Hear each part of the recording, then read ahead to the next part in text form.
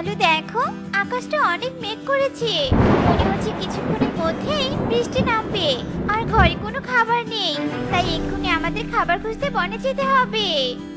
এরপর কালু আর কাকুলি খাবারের খোঁজে বনে যায়।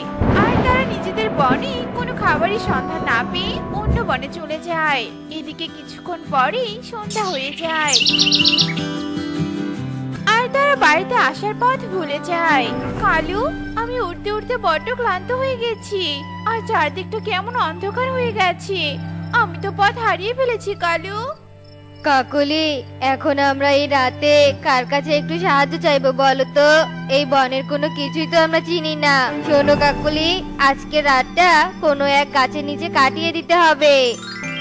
এরপর কালু আর কাকুলি গাছের নিচে গিয়ে শুয়ে পড়ে। আর কিছুক্ষণ পরেই অনেক জোরে বৃষ্টি পড়তে শুরু করে।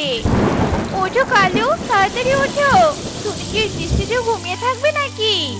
আর এই বৃষ্টিটাও দেখছি অনেক চালাক হয়ে গেছে। একে তো আমরা পথ ভুলে গেছি, তার উপরে আবার বৃষ্টি নেমে গেল। ধুর বাবা, এইসব জ্বালা সহ্য হয় না। টুকি মা, অনেক জোরে বৃষ্টি পড়তে শুরু করেছে। যা, ঘরের সব দরজা জানালা বন্ধ করে দিয়ে আয়। মা, তুমি একটু অপেক্ষা করো, আমি আমার বইয়ের পড়া শেষ করে যাচ্ছি। কালু, আমার অনেক খিদে পেয়েছে। আর এরকম বৃষ্টিতে ভিজলে আমার অনেক জ্বর সর্দি লেগে যাবে। এখন কারো কাছে গিয়ে আমাদের আশ্রয় চাইতে হবে। কেউ না কেউ তো আমাদেরকে অবশ্যই আশ্রয় দিবে। এরপর কালু আর কাকুলি আশ্রয়ের জন্য টুনির বাড়ির সামনে গিয়ে ডাকতে থাকে। কেউ আছো? বাড়িতে কেউ আছো? আমরা অনেক বিপদে পড়েছি, কেউ আমাদেরকে একটু সাহায্য করো। কারা তোমরা? এই বনে তো আগে কখনো তোমাদের দেখিনি। এরপর কালু টুনিদের সব কথা খুলে বলে। আর কালু সব কথা শুনে টুনি তাদেরকে তার ঘরে আশ্রয় দেয়।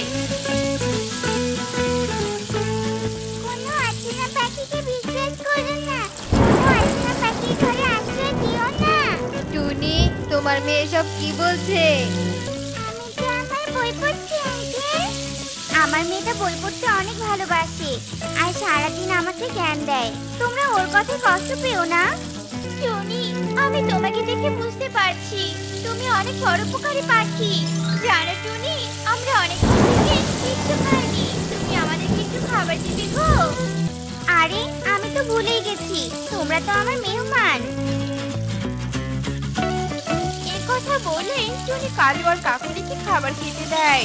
আর তারা তাড়াতাড়ি করে সব খাবার খেতে থাকে। কিছুক্ষণ পরে টুনি তাদেরকে একটা থাকার জন্য বিছানা বানিয়ে দেয়। আর তারা ঘুমিয়ে পড়ে। এরপর সকাল হয়ে যায় আর বৃষ্টিও থেমে যায়।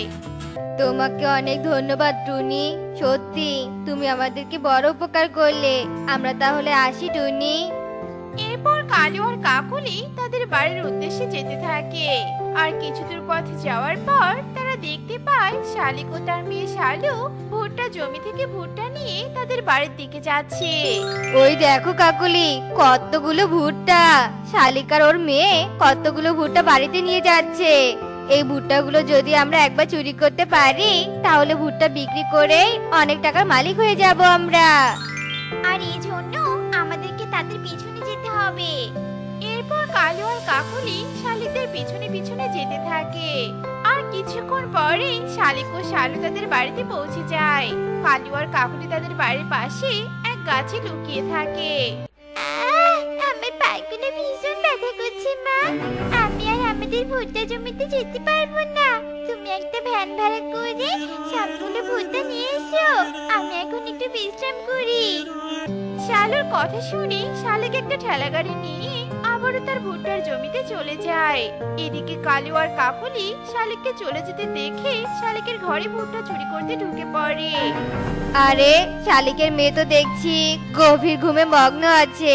আর এটাই ভুট্টা চুরি করার সুবর্ণ সুযোগ। এই বলে কালু আর কাকুলি ভুট্টার ঝুড়িগুলো নিয়ে পালিয়ে যায়। শোনো কাকুলি, আর কিছুক্ষণ পরেই রাত হয়ে যাবে। আর আমাদের বাড়িটা তো এখান থেকে অনেক দূরে, তাই আমরা আজকেও আমাদের বাড়িতে পৌঁছাতে পারবো না। এখন আমরা কি করব? এই জঙ্গলে কোথায় আশ্রয় নেব? শোনো কাকলি, আমার মাথায় একটা বুদ্ধি এসেছে। আমরা এই ভুট্টাগুলো বিক্রি করে দিয়ে এখানে একটা পলিথিনের ছাউনি বানিয়ে থাকবো, আর কাল সকাল হতেই এই বন ছেড়ে আমাদের বনে ফিরে যাব। এরপর কালু ও কাকুলি ভুট্টা বিক্রি করতে বাজারে যায়, আর তোতার কাছে ভুট্টা বিক্রি করে দিয়ে টাকা নিয়ে সেখান থেকে চলে আসে। তার জমির ভুট্টাগুলো নিয়ে বাড়িতে যাচ্ছিল, কালু আর কাকুলি আবারও শালিককে ভুট্টা নিয়ে যেতে দেখতে পায়। আরে, এ আমি কি দেখছি? এতগুলো ভুট্টা! আমরা 2 ঝুড়ি ভুট্টা বিক্রি করে এতগুলো টাকা পেলাম, কিন্তু এক গাড়ি ভুট্টা বিক্রি করলে তো আমরা কোটিপতি হয়ে যাব। ঠিক বলেছো কালু, কিন্তু আমরা আবারও ভুট্টাগুলো কিভাবে চুরি করব বলো তো? তখন তো শালিকের মেয়ে ঘুমিয়েছিল, তাই চুরি করতে পেরেছি, কিন্তু এইবার তো শালিকও আছে, তাহলে আমরা কিভাবে ভুট্টা চুরি করব শুনি? আমার মাথায় একটা বুদ্ধি এসেছে। এরপর কালু তার বুদ্ধির কথা কাকুলিকে খুলে বলে। আর কিছুক্ষণ পরে তারা বড় একটা পলিথিন দিয়ে ছাউনি তৈরি করে। কিরে মা, কি হয়েছে তোর? এভাবে কাঁদছিস কেন বলতো? মা, মা, আমি একটু ঘুমিয়ে পড়েছিলাম, আর ঘুম থেকে উঠে দেখি আমাদের ভুট্টাগুলো ঘরে নেই। কি যেন আমাদের ভুট্টাগুলো চুরি করে নিয়ে গেছে। মা, কাঁদিস না রে মা, চুরি যখন হয়ে গেছে এখন কেঁদে কোনো কাজ নেই। কাজ তো হবে তখনই যখন আমরা ভুট্টা চোরকে ধরতে পারবো। আমার মনে হয় ভুট্টা চোর আজকেও আমাদের বাড়িতে আসবে, তাই আজকে আমাদের সাবধানে থাকতে হবে। হ্যাঁ মা, আমরা আজকে ভুট্টা চোরকে ধরে ফেলবো, আর তাকে পুলিশ আঙ্কেলের কাছে ধরিয়ে দিব। কিছুক্ষণ পরে রাত হয়ে যায়, আর শালিক আর শালু ঘুমিয়ে থাকার ভান করে শুয়ে থাকে। অন্যদিকে কালি ও কাকলি ভূতের মতো সেজে শালিকের বাড়িতে ভুট্টা চুরি করতে চলে যায়। কালি আর কাকলির পায়ের শব্দে শালিক আর শালু জেগে যায়। মা, মা, চোর এসেছে, ভুট্টা চুরি করতে চোর এসেছে। ধরো মা, ধরো, ভুট্টা চোরকে ধরো। হা হা হা হা, তুই আমাদেরকে চোর বলছিস? আমরা তো শুধু চোর নই, আমরা হলাম ভূত। আর আমাদের ভুট্টাগুলো দিয়ে দে, নয়তো তোদের দুজনের ঘাড় মটকে দিব। হা হা হা হা। ভূত, ভূত! মা, আমাকে বাঁচাও, মা, বাঁচাও, আমাদের ঘরে ভুট্টা চুরি করতে ভূত এসেছে। মেরো না, আমাদেরকে মেরো না। তোমাদের যতগুলো ভুট্টা লাগবে তোমরা নিয়ে যাও, তারপর আমাদেরকে মেরো না। ছেড়ে দাও, আমাদেরকে ছেড়ে দাও।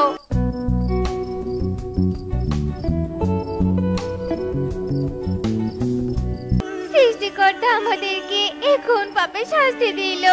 আমার এত কষ্টে চাষ করা ভুট্টাগুলো ভূত নিয়ে গেল, এখন আমি কি করে সংসার চালাবো? শালিক ও শালু এভাবেই কাঁদতে থাকে। আর কিছুক্ষণ পরে সকাল হয়ে যায়, আর টুনি টুকিকে নিয়ে শালিকের বাড়ির পাশ দিয়ে স্কুলে যাচ্ছিল।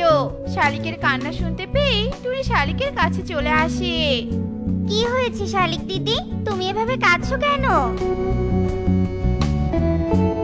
কিন্তু শালিক দিদি, ভূত কেন ভুট্টা চুরি করতে আসবে বলো? আর সব থেকে বড় কথা হচ্ছে পৃথিবীতে ভূত বলতে কিচ্ছু হয় না। তার মানে তোমাকে কেউ বোকা বানিয়ে তোমার ভুট্টাগুলো চুরি করে নিয়ে পালিয়েছে। কিন্তু তারা নিশ্চয়ই ভুট্টাগুলো বিক্রি করতে বাজারে যাবে, আর আমরা ভুট্টা চোরকে তখনই ধরতে পারবো।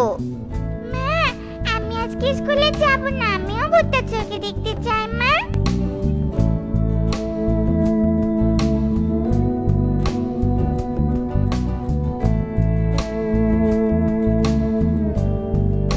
এই নাও তোতা, এই ভুট্টাগুলো নিয়ে নাও, আর তাড়াতাড়ি করে আমাদের টাকা দাও। তোমাদের কিসের এত তাড়া কালু দাদা? আর তোমরা তো কালকেই তোমাদের বনে ফিরে যেতে চেয়েছিলে, তবে এখনো এখানে আছো যে? আর এসব কথা না হয় ছেড়েই দিলাম। এই ভুট্টাগুলো তোমরা কোথায় পেয়েছো বলো তো? আমার জানা মতে তোমরা তো কোনো ভুট্টা চাষ করোনি, তবে এগুলো কোথায় পেয়েছো বলো কালু দাদা, সত্যি করে বলো। সত্যি কথা না বললে আমরা সবাই মিলে তোমাদেরকে পুলিশে ধরিয়ে দিব। টুনি আর টুকির কথায় কালু ভয় পেয়ে যায়, আর টুনিকে সত্যিটা বলে দেয়। তোমরা অন্যদের ভয় দেখিয়ে ভুট্টা চুরি করে অন্যায় করেছো, এর শাস্তি তোমাদেরকে পেতেই হবে। পুলিশ দাদা, গাছের আড়াল থেকে বেরিয়ে এসো, আর এদেরকে চুরি করার ইচ্ছেটা বের করে দাও। এরপর গাছের আড়াল থেকে পুলিশ আসে, আর কালু ও কাকুলিকে বেঁধে নিয়ে চলে যায়। আর শালিক তোতার কাছে তার ভুট্টাগুলো বিক্রি করে টাকা নিয়ে যায়। তোমাকে অনেক ধন্যবাদ টুনি, তুমি আমার অনেক বড় উপকার করলে। তোমার মাথায় অনেক বুদ্ধি, তোমার এই বুদ্ধির কারণে আমি আমার ভুট্টা চোরকে ধরতে পেলাম। কণিকা, ওই দেখো তোতা, চলো আজ তোতাকে বোকা বানিয়ে মজা নিব। কতদিন হলো দুষ্টুমি করি না। যোগ্য কণিকা খুবই দুষ্টু। ওরা সব সময় বনের পাখিদেরকে বিরক্ত করে, কখনো ভুল রাস্তা দেখিয়ে বা কখনো খাবার চুরি করে খেয়ে। যোগ্যর কথা শুনে কণিকা তোতাকে ডাকতে থাকে। আরে তোতা, এদিকে কোথায় যাচ্ছো? এদিকে তো নদী নেই। কণিকা, এদিকে আমি খাবার খুঁজতে যাচ্ছি। খাবার খুঁজতে যেতে হবে না, ওদিকে নদীর পাড়ে টিয়ে তোমার জন্য খাবার নিয়ে দাঁড়িয়ে আছে। সত্যি বলছো? হ্যাঁ হ্যাঁ, 100% সত্যি বলছি। যাও, তাড়াতাড়ি যাও। হা হা হা, বেটা তোতা নদীর পাড়ে টিয়েকে খুঁজতে খুঁজতে বেহুশ হয়ে যাবে। যোগ্য কণিকা হাসতেই থাকে। ঠিক তখনই কণিকার চোখ যায় বৃদ্ধা মিনুর দিকে। যোগ্য, ওই দেখো বৃদ্ধা মিনু এদিকে আসছে। কাক বাবা, আমি টুনির মা। টুনির বাড়িতে বেড়াতে এসেছি। আমার মেয়েটা নতুন ঘর তৈরি করেছে শুনেছি। টুনির ঘর বড় আম গাছের ডালে।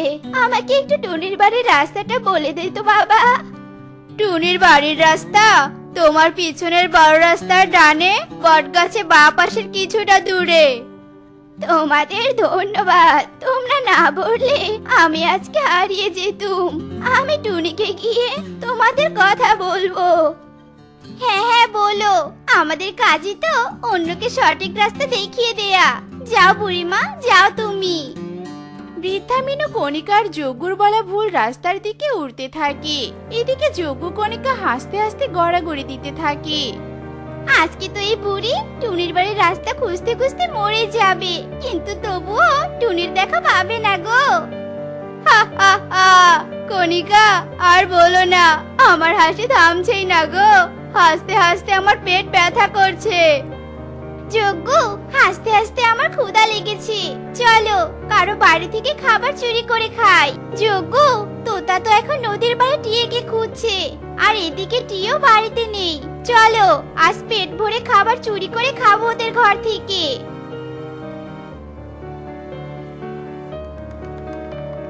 এরপর ওরা তোতার ঘরে প্রবেশ করে আর খাবার খেয়ে বাড়িতে চলে আসে।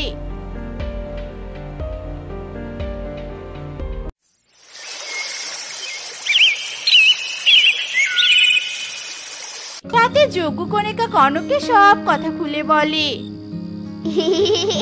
ও বাবা মা, তোমাদের মুখে এসব শুনেই তো হাসতে হাসতে আমার পেট ব্যথা করছে। আর সামন থেকে দেখলে না জানি কি হতো। বেচারি বুড়ি মনে হয় এখনো টুনির বাড়ি খুঁজছে। অন্যদিকে বৃদ্ধা মিনু রাতের আধারে টুনির ঘরের দরজায় ধাক্কায়।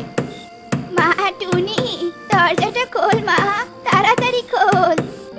মা, তুমি এত রাতে এখানে? কিছু হয়েছে নাকি? মা, তুমি ঠিক আছো?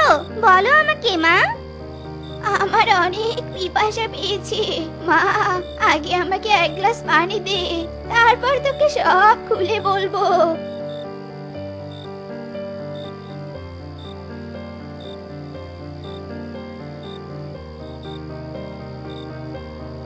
মা, এবার বলো তো কি হয়েছে?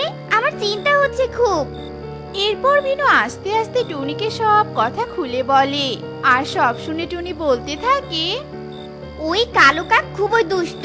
মা, তোমার অনেক কষ্ট হয়েছে তাই না? ওই কাকের দল সবাইকে বিরক্ত করে। সৃষ্টিকর্তা একদিন ওদের কঠোর শাস্তি দিবে। তুমি বসো, আমি খাবার নিয়ে আসছি মা। এরপর টুনি মিনুকে খাবার খেতে দেয়। আর এভাবে বেশ কিছুদিন কেটে যায়।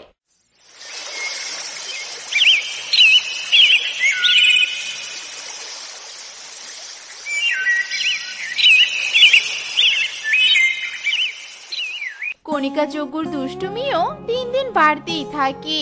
একদিন ইগলি একটা বড় মাছ নিয়ে বাড়ির দিকে উড়ছিল।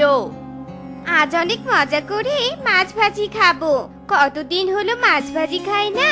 যাই যাই, তাড়াতাড়ি বাড়িতে যাই। এই তো মাছ ভাজি হয়ে গেছে, এখন শুধু খাওয়ার অপেক্ষা। আমি শুনেছি মাছ ভাজি সস দিয়ে খেতে অনেক মজা লাগে। যাই তোতার দোকান থেকে সস কিনে নিয়ে আসি। ইগলি মাছ ভাজি ঘরে রেখে তোতার দোকানের দিকে উড়তে থাকে। ঠিক তখনই ওখানে কনক আসে। কনক ইগলির ঘরে মাছ ভাজি দেখে বলতে থাকে, ইগলির ঘরে মাছ ভাজি, আজ আমি মাছ ভাজি চুরি করে খাবো আর আমার সাহসের কথা মা বাবাকে বলবো।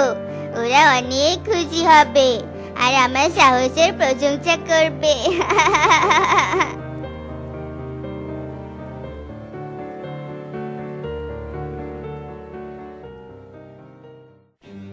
এই কালো কাকের ছানা, তোর সাহস তো কম নয় আমার ঘরে প্রবেশ করে আমার মাছ ভাজিতে হাত দেওয়ার। আজ তো তোকে আমি শেষ করে দিব। ইগলি কনকের দিকে এগিয়ে আসতে থাকে। তখনই কনক ভয়ে জানালা দিয়ে বাইরে বেরিয়ে পড়ে আর ইগলিও কনকের পিছন পিছন উড়তে থাকে।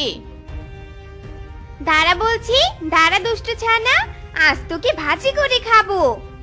কনক ছুটতে ছুটতে একটা বড় গাছের সাথে ধাক্কা লাগে আর মাথায় আঘাত পেয়ে অজ্ঞান হয়ে মাটিতে পড়ে যায়। ইগলি এটা দেখে দাঁড়িয়ে পড়ে। বেটা দুষ্টু ছানা, আমার মাছ ভাজিতে নজর দেওয়ার শাস্তি পেয়ে গেছি। আর সময় নষ্ট না করে তাড়াতাড়ি মাছ ভাজি খেতে যাই।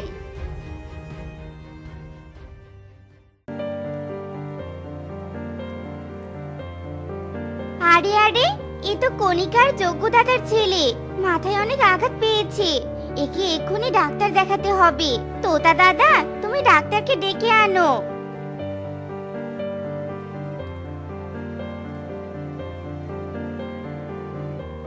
দাদা, কি ব্যাপার? তুমি ফিরে এলে কেন? আর ডাক্তার কোথায়? টুনি, পথে শালিকের দেখা পেয়েছিলাম। শালিক ডাক্তারের বাড়িতে যাচ্ছিল। ওকে বলেছি জরুরিভাবে এখানে ডাক্তার পাঠিয়ে দিতে। তাড়াতাড়ি বড় বটগাছের নিচে যেতে হবে। ওই বাচ্চাকে বাঁচাতেই হবে আমার। কিন্তু বটগাছটা কোথায় এটা তো আমি চিনি না। ঠিক তখনই উল্লু প্যাঁচার সামনে যজ্ঞ আর কণিকাকে দেখতে পায়। উল্লু প্যাঁচা এদের কাছে আসে আর বলতে থাকে, এই যজ্ঞ, বটগাছটা কোন দিকে তোমরা কি বলতে পারো? বটগাছের নিচে না আমার এক খুবই অসুস্থ রোগী আছে। বটগাছ তো তুমি পিছনে রেখে এসেছো। ও তাই নাকি? এত জোরে উড়ছিলাম যে খেয়ালই করিনি।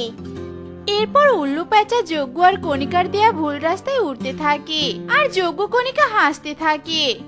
কণিকা, অনেক হয়েছে, চলো বাড়িতে যাই। এরপর যজ্ঞ আর কণিকা বাড়ির দিকে উড়তে থাকে আর পথে ওরা টুনি তোতাকে দেখে আর ওদের কাছে আসে আর কনককে রক্তাক্ত অবস্থায় দেখে কাঁদতে থাকে। কনক বাবা, তোর কি হয়েছে? কথা বল বাবা, আমার সাথে কথা বল। তাকা আমার দিকে। টুনি, আমার কনকের কি হয়েছে? আমরা জানি না। আমরা ডাক্তার উল্লু প্যাঁচাকে খবর দিয়েছি, কিন্তু এখনো কেন যে আসছে না বুঝতেই পারছি না।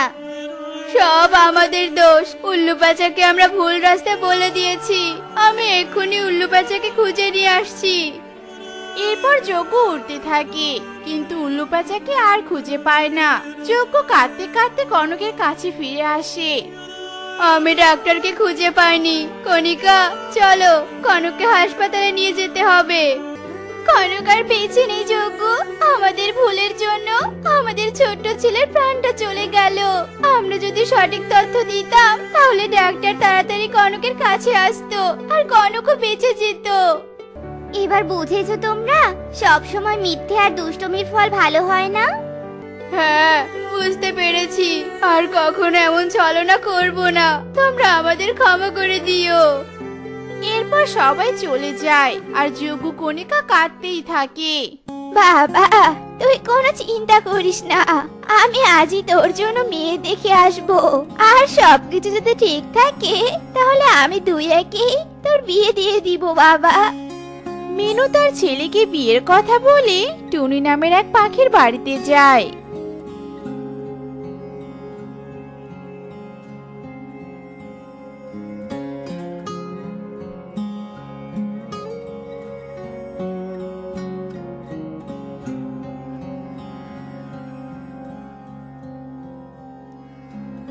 দিদি, আমি আপনার মেয়ের সাথে আমার ছেলের সম্বন্ধ নিয়ে এসেছি। এ তো আমার পরম সৌভাগ্য। তা আপনার ছেলে কি করে দিদি? আমার ছেলে শহরের একটা বড় কোম্পানিতে কাজ করে। ওর মাসে যা টাকা আসে তা দিয়ে সাধারণত 10টা পরিবার অনেক ভালোভাবে চলে যাবে। এত বড় চাকরি করে আপনার ছেলে, তাহলে তো আমার মেয়ে আপনাদের বাড়িতে গিয়ে অনেক ভালোই থাকবে। আমি এই বিয়েতে রাজি দিদি। এবার শুধু বলেন বিয়ের দিন তারিখটা কবে করবেন? আমি আসলে শুভ কাজে একদম দেরি করতে চাচ্ছি না, তাই কালকে বিয়েটা সেরে ফেলতে বলছি। আর দিদি, দেনা পাওনাটা আগে মিটিয়ে নিলে অনেক ভালো হতো। আপনি কোনো চিন্তা করবেন না, আমি আমার দিক থেকে সর্বোচ্চটাই দিব। তাহলে আমি বাড়ি গিয়ে আমার ছেলেকে জানাই আর বিয়ের কার্যক্রমটা সেরে ফেলি। এরপর মিনু বাড়িতে ফিরে আসে।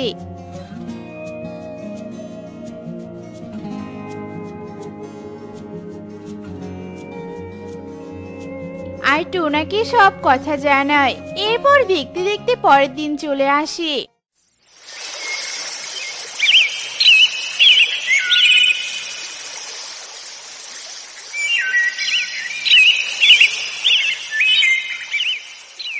আর মিনু ও টোনার সাথে টুনির বিয়ে দিয়ে তার নিজের বাড়িতে ফিরে আসে। যাও বৌমা, এবার নিজেদের ঘরে গিয়ে ঘুমিয়ে পড়ো। ঠিক আছে মা। আচ্ছা টোনা, তুমি সেই বিয়ের শুরু থেকে এখন পর্যন্ত তো কোনো কথাই বললে না আমার সাথে। তোমার কি সর্দি লেগে গলা ভেঙে গেছে নাকি বলো তো? এরপর টোনা মাথা নাড়িয়ে চুপ করে নিচের দিকে তাকিয়ে থাকে। আসলে টোনা কথা বলবেই বা কি করে? টোনা যে জন্মগতভাবেই বোবা ছিল। এ কি টোনা, তুমি কথা বলতে পারো না? তুমি যদি কথা বলতে না পারো তাহলে তো তুমি কোথাও চাকরিও করতে পারো না। তার মানে শাশুড়ি মা সব মিথ্যে কথা বলেছিল, মিথ্যে বলে আমাকে এবারের বউ করে এনেছে। বলো টোনা, বলো। এরপর টুনি সারা রাত কান্না করে, আর টুনির কান্না দেখে টোনাও কাঁদে। এভাবেই দেখতে দেখতে সকাল হয়ে আসে।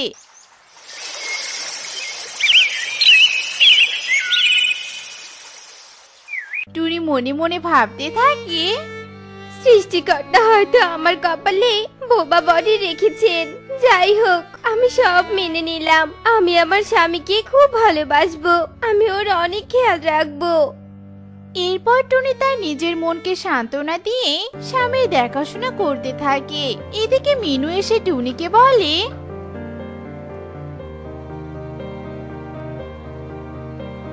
বৌমা, তোমার মা যা টাকা গয়নাগুলো দিয়েছে এগুলো আমাকে দিয়ে দাও। মা, ওগুলো আমার কাছে থাক না মা। আমার মা গরিব, তবু আমাকে ভালোবেসে ওগুলো দিয়েছে। ওগুলো আগলে রাখতে দিন না মা আমাকে। শোনো বৌমা, তোমার এক মা তোমাকে এগুলো দিয়েছে, আর আমি আরেক মা হয়ে তোমার এগুলো আগলে রাখবো, বুঝেছো? দিয়ে দাও, দিয়ে দাও আমাকে। এরপর টুনি বাধ্য হয়ে সব টাকার গহনাগুলো মিনুর হাতে তুলে দেয়।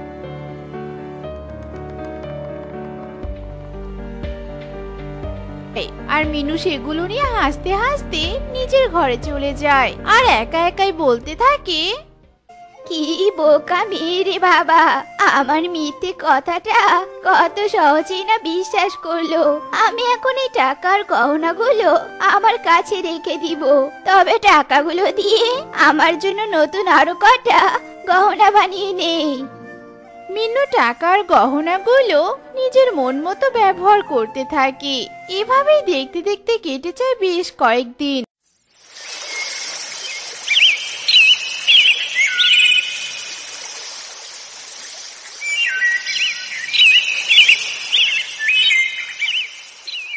একদিন মিনু জঙ্গলের রাস্তা দিয়ে হাঁটতে থাকে, আর একা একাই ভাবতে থাকে, আমি যদি আমার বৌমাকে কোনোভাবে বাড়ি থেকে তাড়াতে পারি তাহলে আমি আমার বোবা ছেলেকে আবার বিয়ে করাতে পারবো।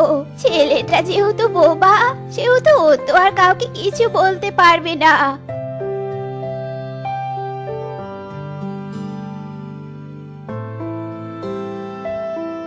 কোথায় যাচ্ছ গো মিনু মাসি? তা শুনলাম তুমি নাকি তোমার বৌবা ছেলের বিয়ে দিয়েছো।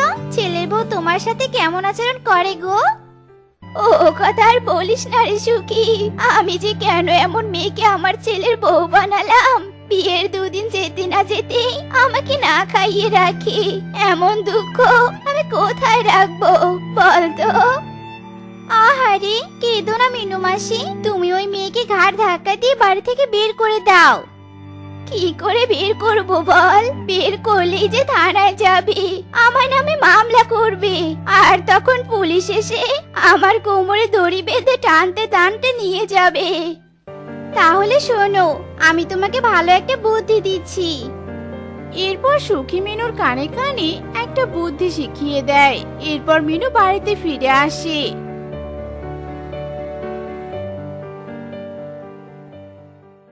আর সুখী জঙ্গলে সবার কাছে টুনির নামে বদনাম ছড়াতে থাকে।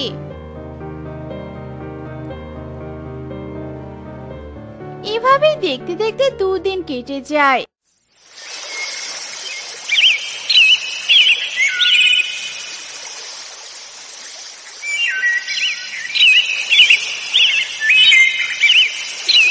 আর মিনু পায়েস রেঁধে টুনির কাছে যায়। বৌমা, আমি তোমার জন্য নিজের হাতে পায়েস রান্না করেছি, নাও তো, এবার একটু খেয়ে নাও। এরপর টুনি সরল মনে খেয়ে নেয়। আর পায়েসে বিষ থাকার কারণে টুনি সেখানেই মারা যায়। যাক বাবা, সুখীর বুদ্ধিটা তাহলে কাজে দিয়েছে। এরপর মিনু টুনিকে তুলে নিয়ে পুকুরে ফেলে দিয়ে আসে। আমি কালকে আবার কোনো পাখি দেখে আমার ছেলের আবার বিয়ে দিয়ে দিব, আর অনেক টাকার মালিক হব।